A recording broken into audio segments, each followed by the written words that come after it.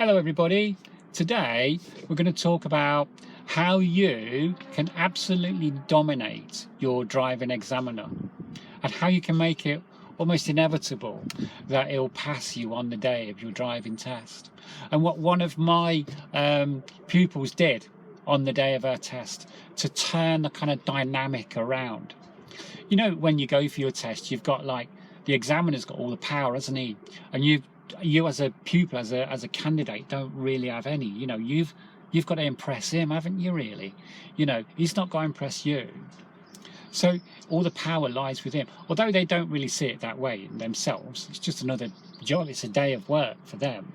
So so what she did was just amazing. She used one little trick. Well, trick, it wasn't a trick. She did one thing to turn that kind of dynamic completely on its head. And you know, it made it. And she wasn't even a good driver. She wasn't. She was okay, but she wasn't really consistent. You know, there was always a mistake in her. And but she got to that point where she was, you know, we'd been through everything, we'd gone through everything, we'd gone through the whole thing, and she could do everything. She just wasn't doing it for long enough, you know, at a time. So we said, right, so she said, no, I want to go for my test, Sean. Let me go in there. Excuse me. So I said, yeah, no, fine, okay, we'll go in. We'll give it a go. Anyway, we're sitting in the test centre car park. We'll call her Judy. That's not her real name, but what she was is she was a professor at the university there at Leicester, and she was working on how to make medicines more palatable and how to make them, you know, easier on your system, so that people would take the medicines that were prescribed. So she was quite a clever lady, actually. Very, very clever in actual fact. But this is what she did, and it was very simple. It's absolutely brilliant. So we're sitting in the test centre waiting room, waiting for her examiner to come out and call her name. And we've been there for about 5 minutes. You know, you have to get there a little bit early. And she didn't look nervous at all. You know, sometimes you look around the room and you can see people, and you know, you can see people, you think, oh, you're going to struggle, you are, because you're absolutely terrified. She was cool as a cucumber. She was absolutely calm. And this is what she did. So the examiner comes out into the waiting room, and he calls her name. He did this. I know. He called her name and he said, Miss Judy, Professor Person. So Judy, and this is where it starts, did this. This is Judy with this. So this Judy did this.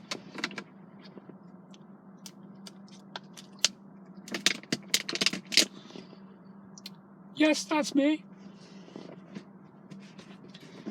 The examiner's all right. He doesn't care. She's just took a drink. He doesn't care. It's just another day of work for him. It's just another person to test, and you know, he vaguely hopes that she's good enough and they'll pass and everything will be fine. And anyway, he says to her, he does this. He says, "Hello, Judy. Would you like to come to my table, please?" So Judy, there's going to be a theme here. Judy does this.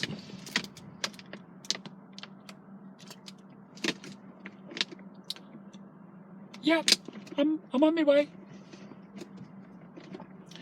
They did sound exactly like that, by the way. She was always like that, and the examiner's like that. So who knew? Anyway, so she goes over to the table, and the examiner is now looking as if to say, well, this is a bit different, this one. This is not the normal. This is not norm, this. So he says to her, "Can I see your license?" So Judy, Judy does this.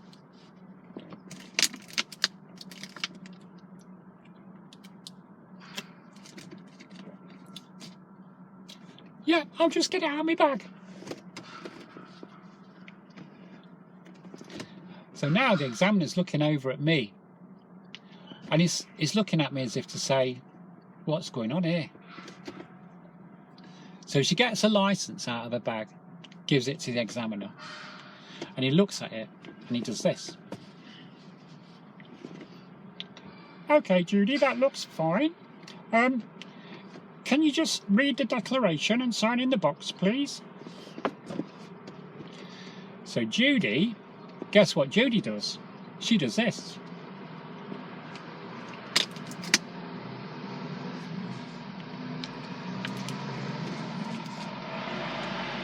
Okay then. She was very polite through the whole thing. She wasn't aggressive. So there was no attitude to her. There was nothing. She complied the whole way. She just made him wait, and she took a sip of water every time. Every time he spoke to her, she did that. She took a sip of water. So the next thing was, what's the next thing on that? She's to sign the declaration. Oh yes, right. So examiner says, would you like your instructor to come with you on your test? So Judy, well, guess what?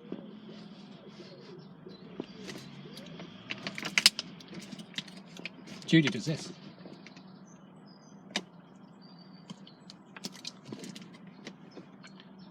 No, that's fine. Now the examiner's now looking at me. And he's looking at me as if to say, as if I've kind of committed some kind of crime, as if I've kind of, do you know? And it's very strange.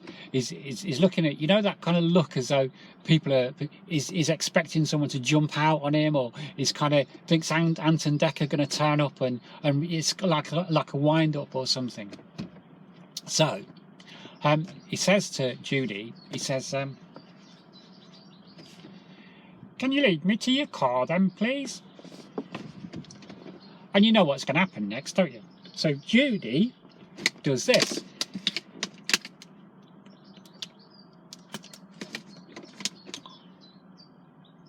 Yes, that's fine. It's this way. Every time the examiner spoke to her, she took a sip of water, made him wait, and then answered. And you could see he was completely off guard. He was completely nonplussed by this. No one does this. No one does this to driving examiners. Everybody's like, oh, you know, I hope he doesn't. But she was like, well, cool as a cucumber. I'm going to make him wait. I'll have a sip of water. Now, they went out, right? They went out, and I'm looking out the window now, because I think this is weird. This is very, very strange.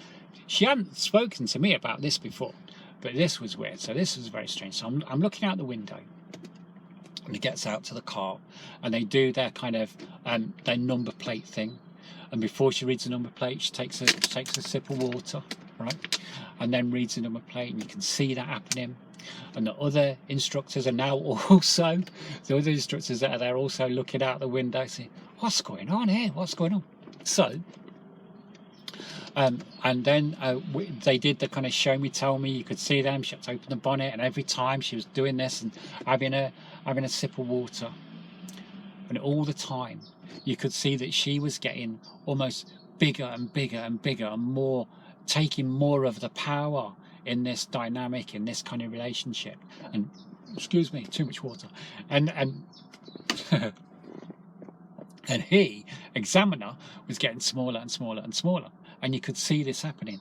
Not physically, you couldn't see it like that, but you could see that in their body language, you could see that was happening. They got to the point when they were gonna, you know, when she was gonna get in the car, and he must have said to her, okay, can you make your way into the car and I'll join you in a second? So she's done this. She's thrown her water bottle, or her water bottle, into the back of her, into my car, by the way. She just threw it into, yeah. And I'm like, oh, blimey, you know. So there it is, and oh, so there it is. So that's all she did. She just made him wait at every little opportunity she got. And she took a sip of water, she made him wait, and it changed the dynamic completely. Now remember, she wasn't a very good driver. There was always a mistake in her, and it was touch and go whether she would pass or fail. Really, it was. On the way down there, we were talking about that. She came back with, I think it was either 2 or 3 minor faults, something like that. Absolutely sailed through it, and yeah, and I think it was because she dominated him in that way. She wasn't rude, she wasn't aggressive, there was no attitude to her, but she was in charge of the whole situation, and because of that, she passed. So that's just one example. There's another couple of examples that I can give you if you want to find out what different things that people have done. So if you want to know, just leave a comment in the comment box, and I'll share them with you. All right, cheers guys.